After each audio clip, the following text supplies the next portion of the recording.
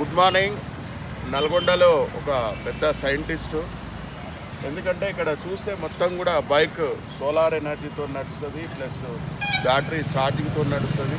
ఒక పాత బండిని తీసుకొని దాన్ని ఒక శిల్పం చెక్కినట్టు మొత్తం చెక్కేసి సోలార్ ఎనర్జీతో నడిచేటట్టు, అదేవిధంగా కరెంటు ఛార్జింగ్తో నడిచేటట్టు ఈ బండిని తయారు చేశారు మన ఆత్మీయ మిత్రుడు. ఏం పేరు మీ పేరు? మహబూబ్ షరీఫ్ గారు. నిజంగా బీటెక్ మెకానికల్ ఇంజనీరింగ్ చేస్తుంటారు. అంతా ఏదో అంటే బట్టి చదువులు చదవడము, తర్వాత ఏంటిది మనకు నచ్చినటువంటి ఒక ఉద్యోగం రాలేదని బాధపడడం అటువంటివి చేస్తుంటారు.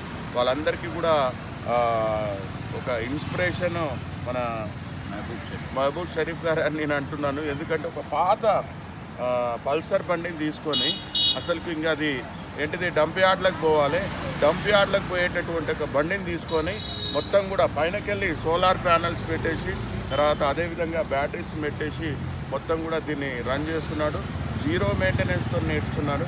సార్ మీరు చదువుకుంది ఏం చదువుకున్నారు సార్? 10th క్లాస్ చదువుతున్నారు. అంటే మీరు ఏం చేస్తారు? నేను మసీదులో పనిచేస్తాను.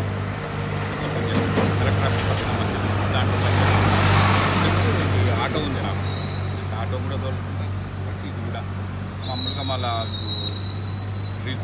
రియల్ ఎస్టేట్ కూడా చేస్తాను. అంటే మీకు ఇష్టమా ఇది ఏంటిది మెకానిజం అనేది? అంటే మొత్తం ఏంటిది ఇది సోలార్ ప్యానెల్ పెట్టడం వల్ల ఇంత కరెంట్ వస్తుంది, ఈ బ్యాటరీ పెట్టడం వల్ల ఇంత కరెంట్ వస్తుంది, అంటే సర్క్యూట్స్ మొత్తం కూడా అంటే దీని మీద మీకు మంచి గ్రిప్ ఉందా? అంటే ఇంకా ఫ్యూచర్లో ఇట్లాంటి ఇంకేమన్నా ఏంటిది చేయాలని మీరు అనుకుంటున్నారా? ఉన్నాయి, 5-6 బండ్లు బుకింగ్లో ఉన్నాయి. దాంట్లో సామాన్లు అన్నీ తెప్పించి మనం వారంటీ ఇచ్చేటట్టు చేయాలని. ఇప్పుడు మీ బండి చేసిన తర్వాత ఏదైనా పోతే మళ్ళీ ఇబ్బంది కాదు. ఏదైనా పోతే ఇబ్బంది, ఏదైనా ప్రమాదం జరగదని కదా. సామాన్ మొత్తం తెప్పించుకొని ఒక దగ్గర షాప్ లాంటివి ఓనర్ ఉంటారు, దానికి కూడా వారంటీస్ ఉంటాయి. మామూలుగా మోటార్ పోయిందని మోటార్ తీసుకొని చేయాలి. వారంటీ 1 year అని ఉంటాయి, వారంటీస్ ఉంటాయి.